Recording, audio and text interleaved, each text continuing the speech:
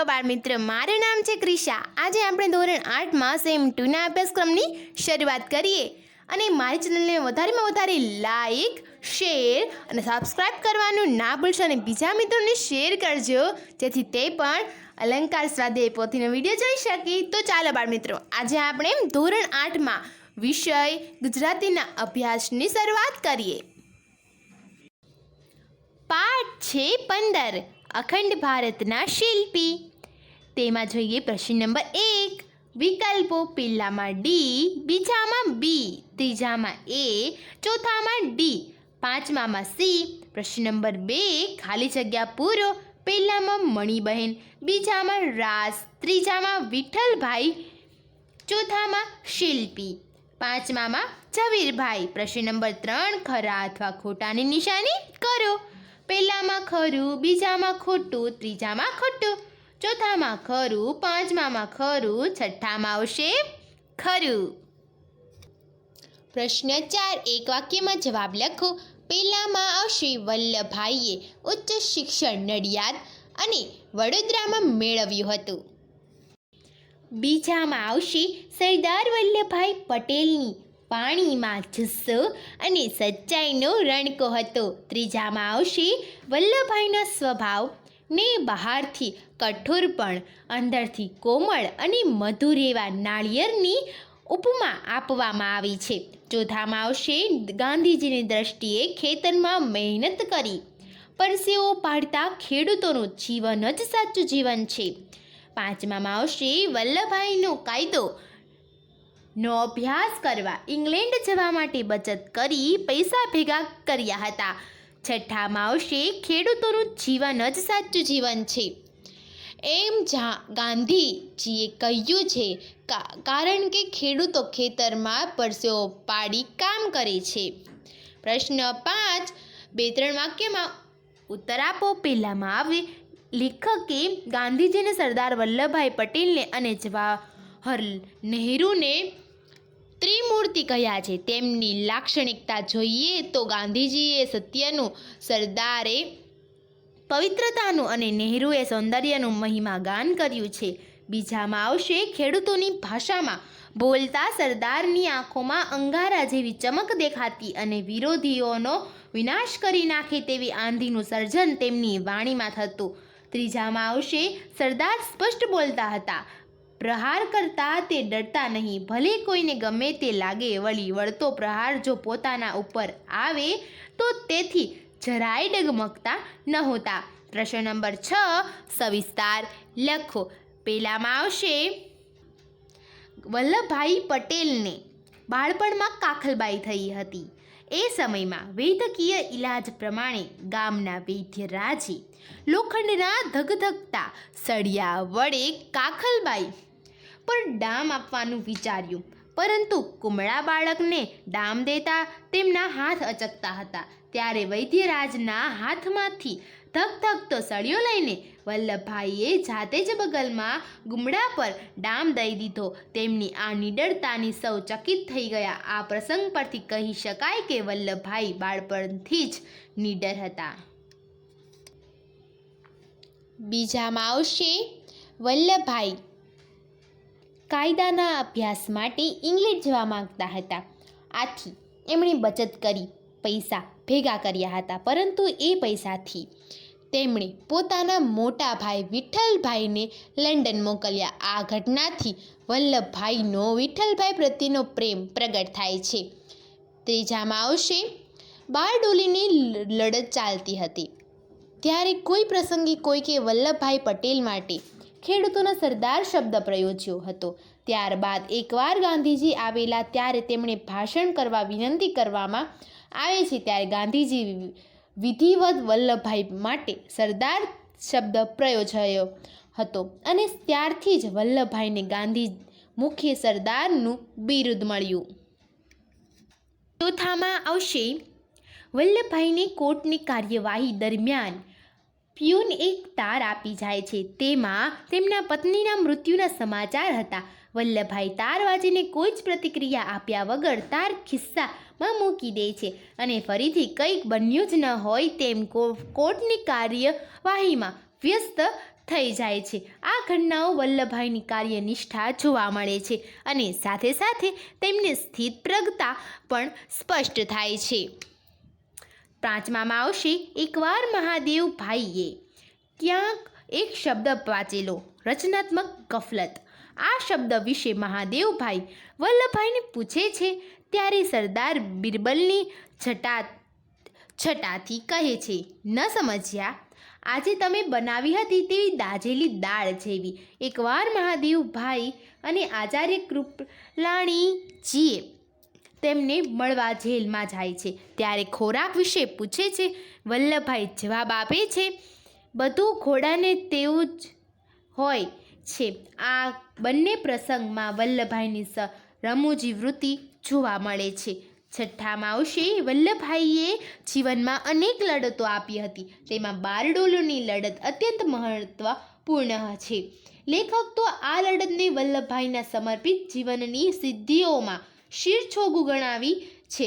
અંગ્રેજોએ ખેડૂતો પર ગેરવાજબી રીતે મહેસૂલ વધારો નાખ્યો હતો. ખેડૂતો ખેતરમાં પરસેવો પાડીને સાચું જીવન જીવતા હતા. આથી ખેડૂતોને ન્યાય આપવા માટે આ બારડોલીની લડત અપાઈ રહી હતી. આ લડતમાં વલ્લભભાઈએ ખેડૂતોના સરદાર કહેવામાં આવ્યા અને ગાંધીજીએ વિધિવત વલ્લભભાઈને સરદાર એવું બિરુદ આપ્યું હતું. સાતમામાં આવશે અખંડ ભારતના શિલ્પી પાઠના આધારે વલ્લભભાઈના વ્યક્તિત્વ આ વિશેષતાઓ તારવી શકાય છે. પહેલું, દ્રઢ આત્મબળ, દેશદાઝ, દેશપ્રેમ. બીજું, વિદ્યાર્થી અવસ્થાથી જ નિડરતા અને દ્રઢ સંકલ્પ બળ. ત્રીજું, માતૃપ્રેમ, ત્યાગવૃત્તિ. ચોથું, બહારથી વૃક્ષ આખો બોલા પણ અંદરથી નાળિયેરની જેમ કોમળ. પાંચમું, વાણીમાં સચ્ચાઈ અને જુસ્સો. છઠ્ઠું, વિકટ પરિસ્થિતિમાં પણ રમૂજી વૃત્તિ. સાતમું, સ્વતંત્રતા માટે કંઈ પણ કરી છૂટવા તત્પર, જેલ યાતના પણ સહેનારા. આઠમું, સુરવીર લોખંડી પુરુષ, નાડપારખું. નવમું, નૈતિકતા, વ્યવહારકુશલ, પ્રેમાળ. ને 10મું અહીંયા લખ્યું છે સ્થિતપ્રજ્ઞ. આઠમામાં આવશે દાંડીકૂચ દરમિયાન સરદારના ઉદ્ગારો આ હતા, હવે એક ધર્મ યુદ્ધ ખેલવાનું છે જે દુનિયાએ પહેલાં ક્યારેય નહીં જોયું હોય. બધા ગુજરાતીઓને ટકોરા મારીને કહી દઉં કે મૃત્યુનો ભય હોય તે જાત્રાએ જતા રહે, પૈસા હોય તે પાલવે તો દેશ પલાયન થાય, શરમાવું પડે તેવું કોઈ કામ સાચો ગુજરાતી નહીં કરે. ગુજરાતી પ્રજા સ્વતંત્રતાના ઇતિહાસમાં પહેલું પાનું લખીને મહાયુદ્ધના મંડાણ કરશે. પ્રભુ સૌનું કલ્યાણ કરે, ઈશ્વર સૌને સહાય કરે. પ્રશ્ન 7, સમાનાર્થી શબ્દ લખો. પહેલામાં ઉપચાર, બીજામાં મહેનતી, ત્રીજામાં શ્રીમંત, ચોથામાં રમૂજી. પ્રશ્ન 8, વિરુદ્ધાર્થી શબ્દ લખો. પહેલામાં પરતંત્ર, બીજામાં બિનઅનુભવી, ત્રીજામાં મૃદુ, ચોથામાં અખંડિત. પ્રશ્ન 9, શબ્દ સમૂહ માટે એક શબ્દ આપો. પહેલામાં શિરછોગું અને બીજામાં આખા બોલું. પ્રશ્ન 10, જોડણી સુધારી ફરીથી લખો. પહેલામાં નિશ્ચયપૂર્વક, બીજામાં ઉત્તમ, ત્રીજામાં બિરુદ, ચોથામાં બુદ્ધિ. પ્રશ્ન 11, કક્કાવારીના ક્રમમાં લખો. પહેલું અગ્રેસર, બીજું ગુરુ, ત્રીજું યાતના, ચોથું રજવાડું, પાંચમું વારસો અને છઠ્ઠું સૌંદર્ય. પ્રશ્ન 12, રૂઢિપ્રયોગના અર્થ લખી વાક્ય પ્રયોગ કરો. પહેલામાં આવશે મનની વાત જાણી લેવી. વાક્ય બનશે ગાંધીજી નાડપારખું હતું એટલે તેમની સામે કોઈ ખોટું ન બોલી શકતા.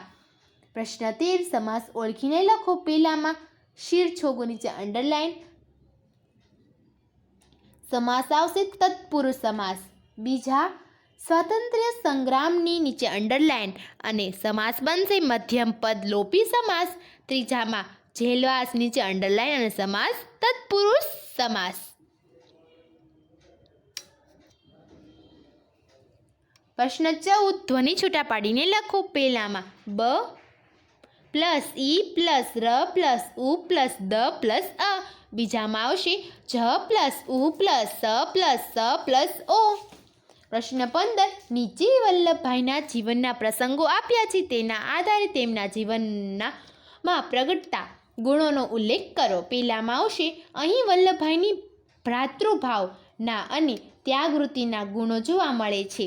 બીજામાં આવશે અહીં વલ્લભભાઈની નિડરતા અને સહનશીલતા અને હિંમતતાનો ગુણ જોવા મળે છે. ત્રીજામાં આવશે અહીં વલ્લભભાઈમાં રહેલ વિનોદી વૃત્તિ, સરળતા તથા બુદ્ધિ ચાતુર્યના ગુણો જોવા મળે છે. પ્રશ્ન 16.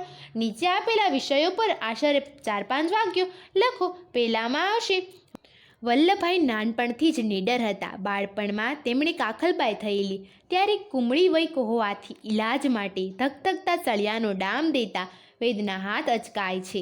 ત્યારે વલ્લભભાઈ પોતે જ ધગધગતો સળિયો બગલમાં ગુમડા પર રાખી દે છે. આ જોઈ સૌ દંગ રહી જાય છે. આ નીડરતાનો ગુણ તેમનામાં આ જીવન રહ્યો, જેના દર્શન અવારનવાર અંગ્રેજો સામે લડતમાં તથા દેશી રાજ્યોના વિલીનીકરણ સમયે પણ જોવા મળે છે. બીજામાં આવશે ઈસવીસન 1928માં બ્રિટિશ સરકારે અયોગ્ય રીતે જમીન મહેસૂલ એકદમ વધારી દીધું.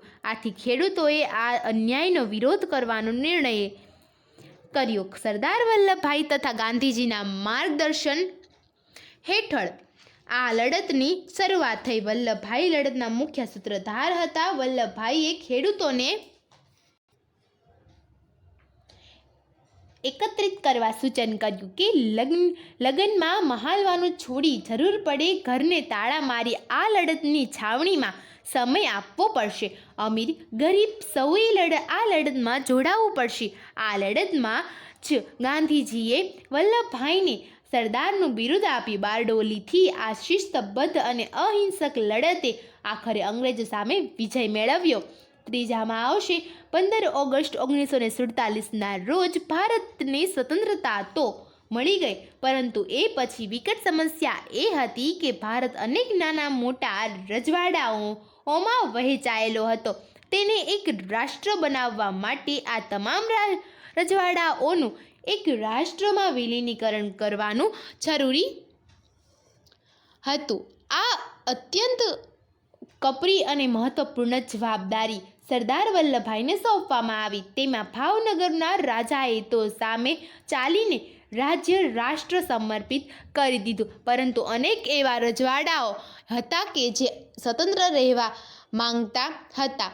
આ તમામને વલ્લભભાઈએ પ્રેમથી, સમજણથી અને જરૂર જણાય ત્યાં કડકાઈથી કામ લઈ અખંડ ભારતમાં સમાવિષ્ટ કર્યા. રાજાશાહી નાબૂદ કરી એક રાષ્ટ્ર અને એક કાયદો લોકશાહીનો પાયો નાખ્યો. આથી વલ્લભભાઈ અખંડ ભારતના શિલ્પી કહેવાય છે. Project work. નીચે આપેલી જગ્યામાં પેન્સિલ શેડિંગ વડે સરદાર વલ્લભભાઈ પટેલનું સુંદર ચિત્ર તૈયાર કરો. અહીંયા સરદાર વલ્લભભાઈનું ચિત્ર દોરેલ છે.